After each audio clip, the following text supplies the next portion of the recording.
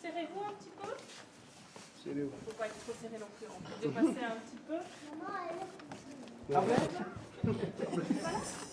Sûr que tu ne démarres pas les instruments. Mets-toi à côté. Asseyez-vous. Voilà. Vous les retrouverez dans une demi-heure. Voilà. Comme je vous disais, on a déjà vu les deux grandes familles, donc les percussions et les instruments à cordes. Maintenant, on va découvrir la troisième grande famille. Alors, est-ce que vous savez à quelle famille appartiennent tous les instruments qui sont devant vous? Il faut souffler dedans. Et comment on appelle les instruments dans lesquels on souffle? Une trompette. Ça, c'est un type d'instrument dans lequel on souffle, mais ce n'est pas le nom de la famille. Donc, c'est vrai que dans la famille en question, il y a la trompette, par exemple. Il peut y avoir la flûte aussi. Alors, soufflez un petit peu tous sur votre main. Qu'est-ce que vous sentez? Du vent. Alors, tous les instruments dans lesquels on souffle, on appelle ça des instruments à vent. Et pas des instruments à souffler. Ça, j'entends souvent. Même si c'est vrai, on souffle dedans, mais on appelle ça des instruments à vent. Donc ça, c'est la troisième grande famille d'instruments. Alors, regardez un petit peu les instruments à vent qui se trouvent devant vous. Essayez de reconnaître certains. Comment est-ce que ça s'appelle? Donc, quel nom portent ces instruments? Alors, je vais vous donner un indice. Il y a 3 instruments différents. Donc, 3 noms d'instruments. Regardez un petit peu.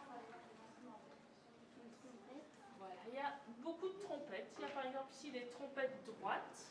Elles sont toutes droites. Et il y a les trompettes courbées. Alors, Il y a le trompette rolling encore. il y a quoi? Alors ça, c'est pas une trompette, ça c'est un autre instrument. C'est un instrument avec lequel on va à la chasse.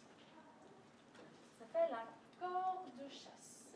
Donc c'est l'instrument avec lequel on va dans la forêt par exemple, et on va annoncer l'ouverture de la saison de la chasse avec ces instruments, on va rassembler les instruments, etc.